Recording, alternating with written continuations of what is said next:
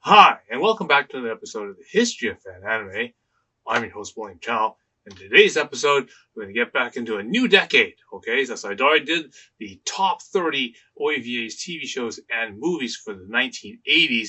Now I'm going to do the same thing for the 1990s, okay? So I'll start from 1990 and work all the way up to 1999 and go through each and all these significant titles from every single year and then build a big top 30 countdown. So again, this is going to take me a while. It took me almost 14 episodes to do it for 1980, and this one probably will be a lot longer because there's now the new generation. Like my generation, started in the 80s, and of course we had to suffer through a lot of things.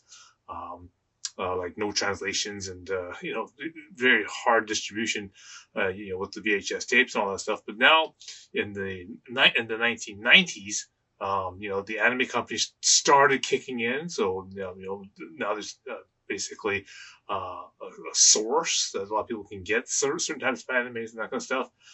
Big boom in the new OAVAs and animes and movies that sort of came out. So a lot more titles we can deal with. So, it's going to be a little bit harder than the 80s just because of the sheer volume. But again, we'll go through it all and I'll make this list of the top 30 titles for you. Okay, so before we begin, I want to remind everyone to go down below and click like and click subscribe. I know that any sort of comment that you can make will help the YouTube algorithm promote it and make it available to more people. All right, so anything that you do will be great. That's I don't ask for much, but again, if you could at least do that, then it will definitely help the YouTube algorithm. Thank you. And for those who like to support me financially, I do also have the super thanks button down below, as well as the links for the PayPal and the Patreon. Now, I've been building a lot to the Patreon recently. I've now put a lot of resources available to you people, as well as a lot of the content that is for the subscribers that I cannot put on YouTube because there's now a lot of topics that I'm now covering which are not allowed to be put on the YouTube. So all those things are now available to the members there. As well as I've also now put the my audiobooks available as in audio form and on video form as well.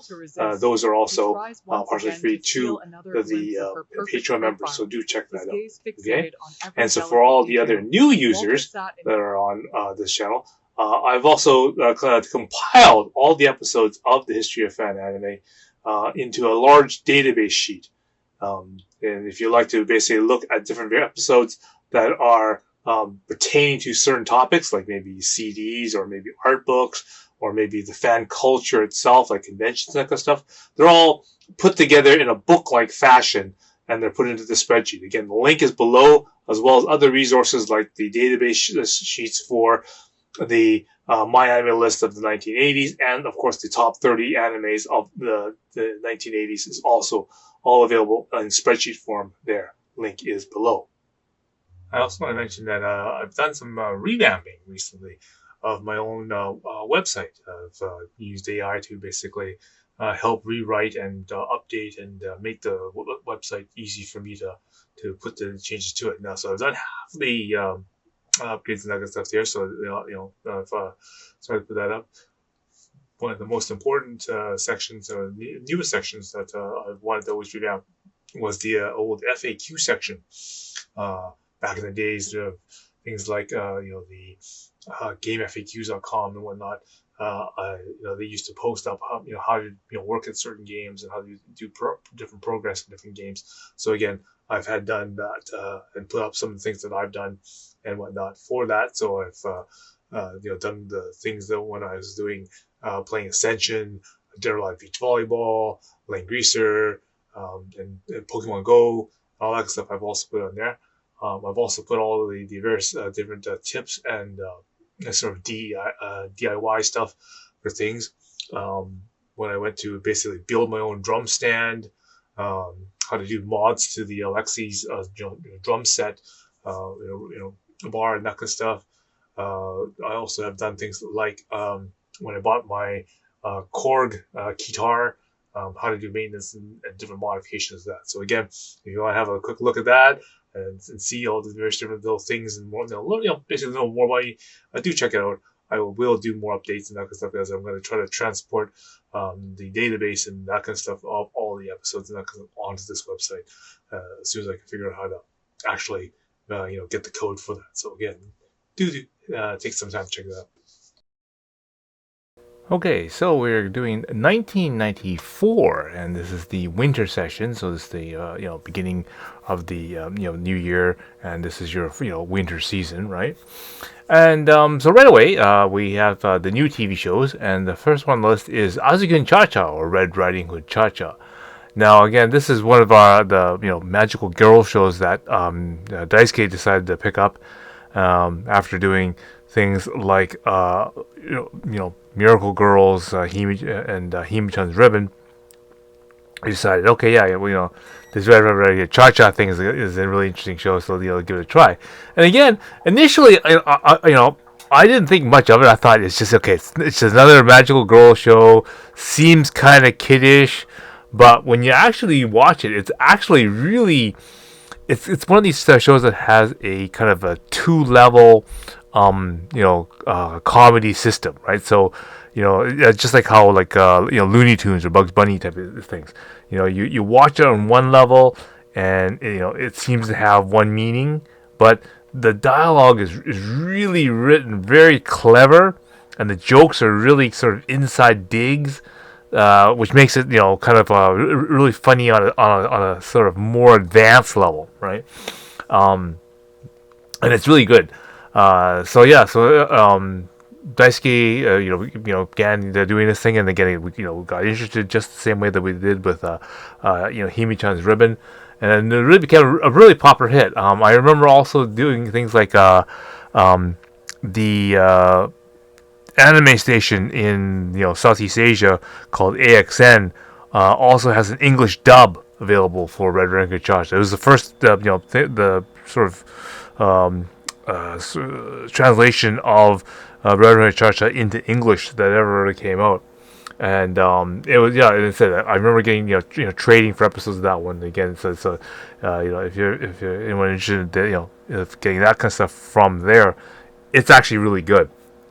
Anyway, but yeah, it's a good, fun show, and it's really definitely one of these magical girls that shows that are actually, it's got a lot of humor, and bits to it. I remember also one of the things I remember getting for this thing, I ordered from Wasia bookstores. I remember seeing the commercial in there.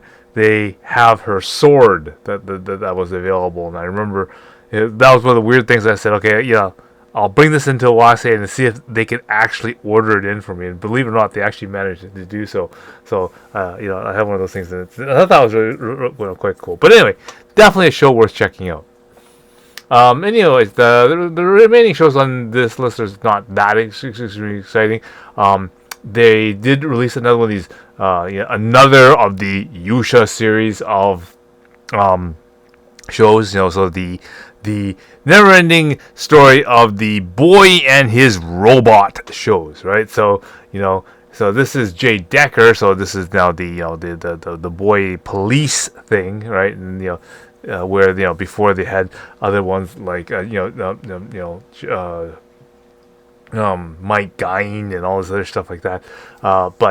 So more of this particular thing. But now, of course, this release relates to a police robot type of thing. Again, like other than just some inside industry jokes about the over enthusiastic love for the love relationship between the robot and the boy. This is one of the shows that again, no interest in the fan community for that, other than the strangeness that is.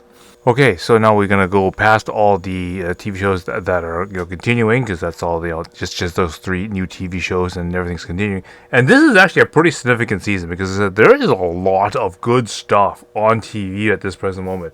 So you can just kind of imagine if you had to kind of watch up and keep up with some of your shows. There's a lot of shows to keep up with. I mean, here we got Dragon Ball Z continues. Yu Yu Hakusho. We have Slam Dunk.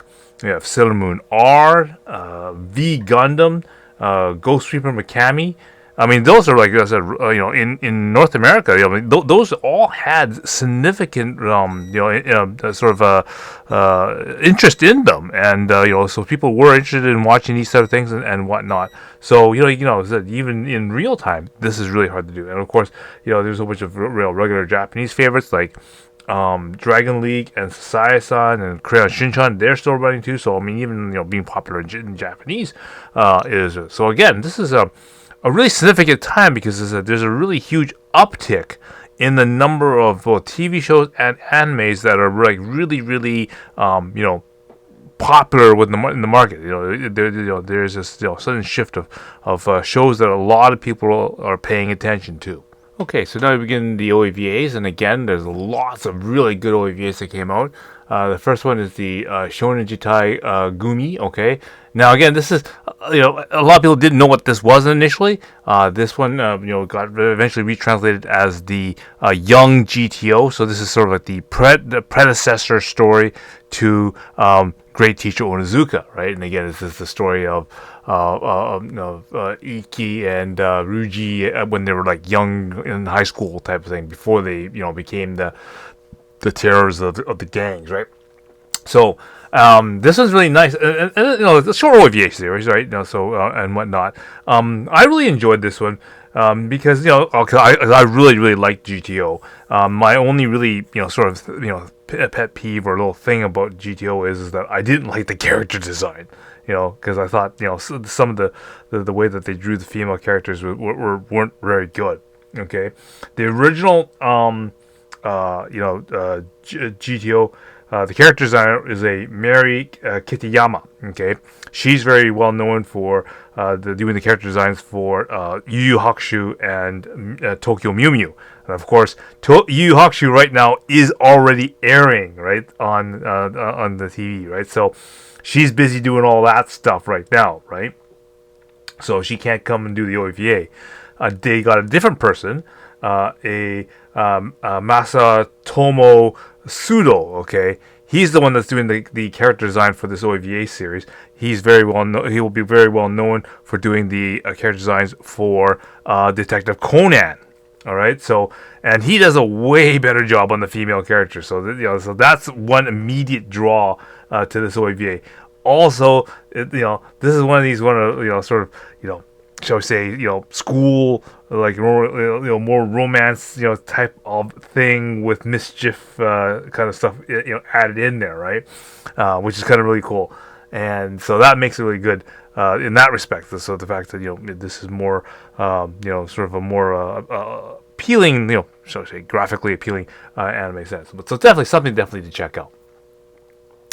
The next one on the list is the Ranma and a half OAVAs. So again, Ranma being so popular, people are still trying to get into the into the movies and that kind of stuff, and they want more Ranma. So they decided to hey, let's release a set of 6 OAVAs for Ranma. So again, a lot of people are really happy to see that. The next one is a giant robo. Okay, so again, in the early releases of a lot of that stuff from, especially one of the very first releases of those Pioneer LDs and that kind of stuff when they first came out, it came out with giant robo. So again, more of this infatuation of the kid with his robot type of thing with this team, getting off the Jay Decker and Mike Guine and whatnot. The whole Yusha thing, right? Anyway, so yeah, definitely. I really like the okay, it's a little different, but I do like the art style on this one, and it's a nice sort of action type of show, and it's just another one of variation, so say variated versions of those giant robot shows, and it was really popular when it first came out. Like I said, when we had all those first releases of all these, Laserdiscs at that time, Giant Robo was one of them, and along with a lot of other Pioneer hits like Tenchi Muyo, El Hazard, Moldiver, Kishin Core, things like that, all came out at that sort of same time. So that's why a Giant Robo, ended up with a lot of hype and stuff at that time. So again, definitely another really good show to definitely check out. Okay, so moving on to the next slide, we have the OVA for Tokyo Babylon. Okay, so this is another very popular series, manga series done by the people of Clamp. Okay, so again, we know Clamp from things like Magical Knights, Ray Earth, Cardcaptor Sakura, and of course X. Anyway, so again, a very short one-shot OVA. A lot of people was expecting more with this one, but again, it was really, really popular. We did the fan subs for this one as well, as long as with things like X and all the different cloud things like Miyuki Shadow Wonderland. But again, these it was so popular that it did get licensed fairly quickly.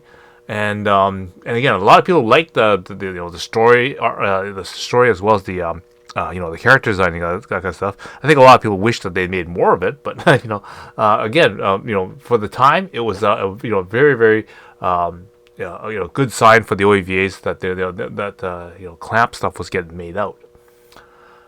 Next one is Plastic Little. Okay, so this is done by one of my favorite artists, Satoshi Ushihara. Well known for doing the artwork for things like Langreaser and and other shows like that, games, that kind of stuff like that. Street Fighter is another one where he has some artwork and that kind of stuff. But again, this is the first sort of OVA that he, that he sort of kind of put out. A lot of people like this one as well as Legend of Lenmar. Very, very popular because he focuses a lot on the female character. One of the best artists for female character design. He tends to spend a lot of time on certain parts of the female body, of course, but and that earns him the name Breast Man. So you can kind of figure what that was all about. Anyway, short sort of one shot OVA.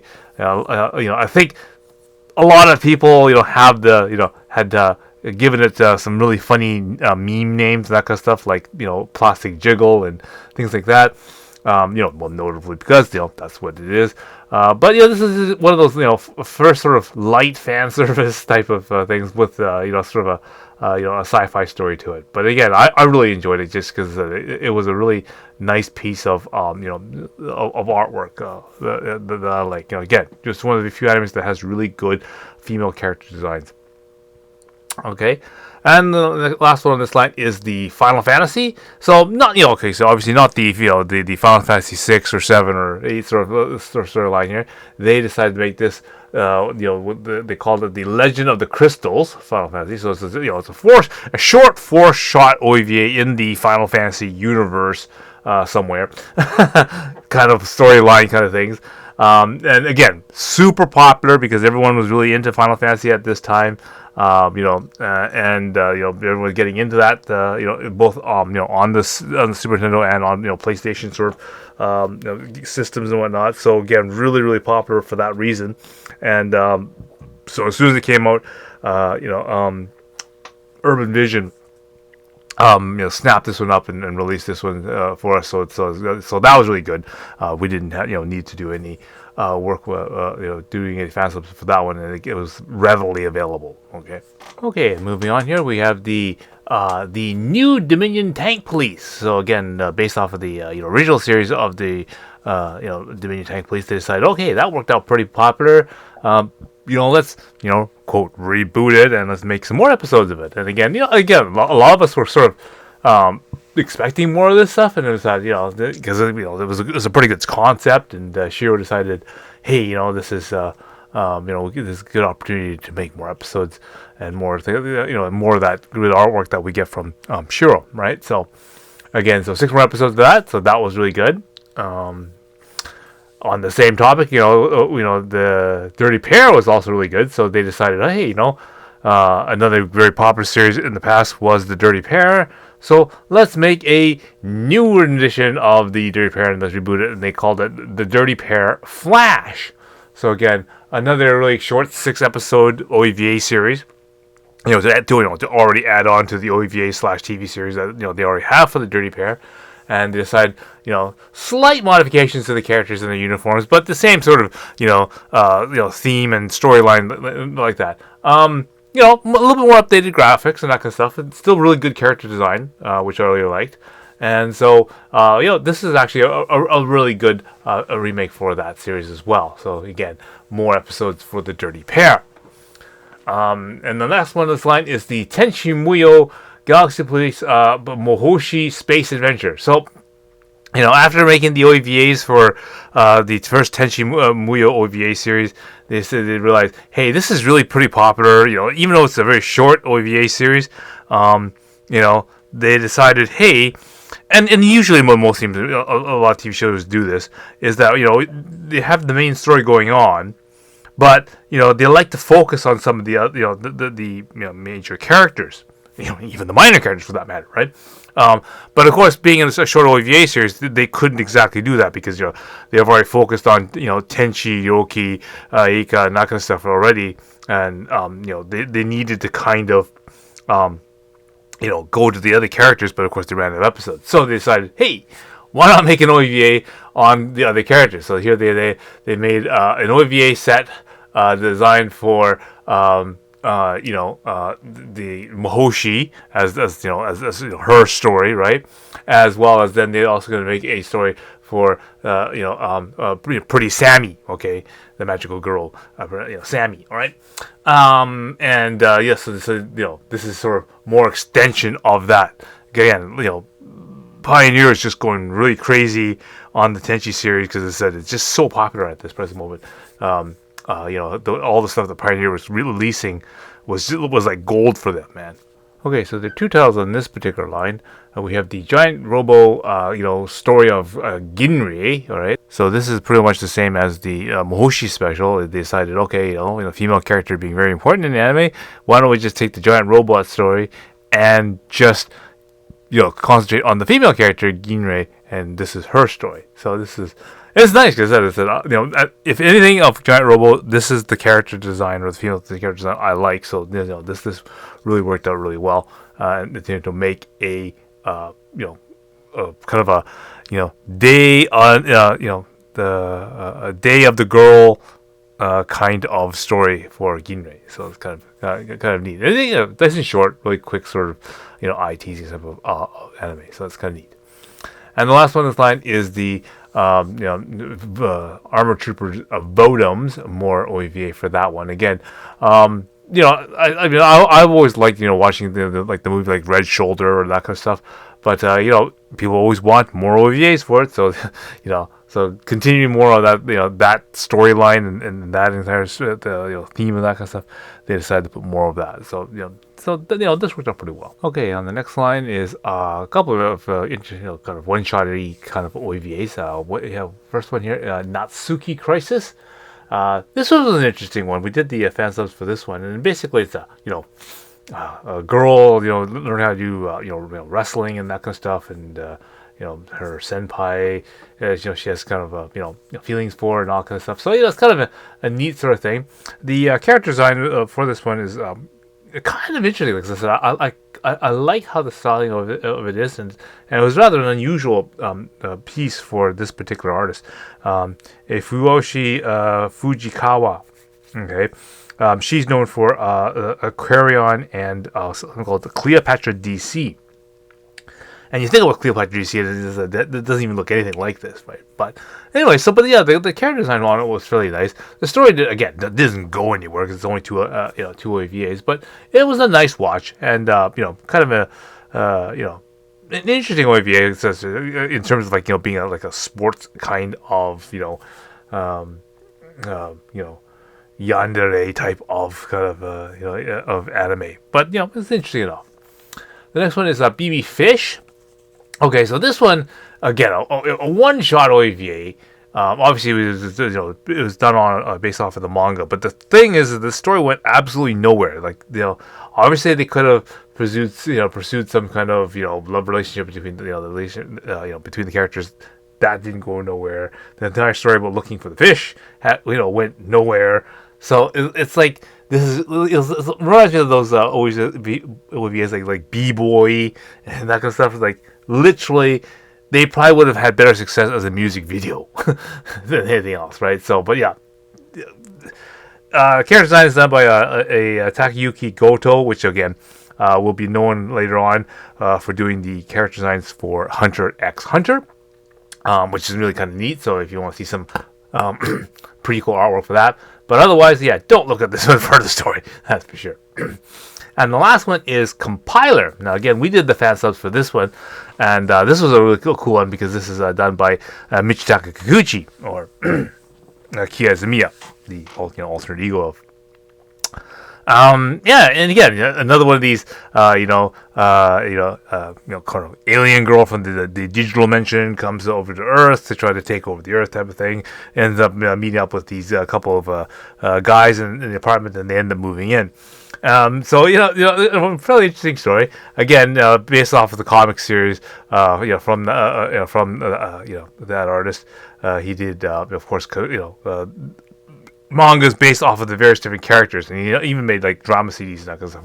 So that's compiler, assembler, interpreter, and all that kind of stuff. So again, it was a good series, and as I said, again, I like the artwork, and it was a fun series for that one to go. Okay, so that pretty well finishes up the OAVAs, and now we go to the movies. Okay, so now on the movie side, we have the Dragon Ball Z, the 10th movie, which is the second Brawly movie.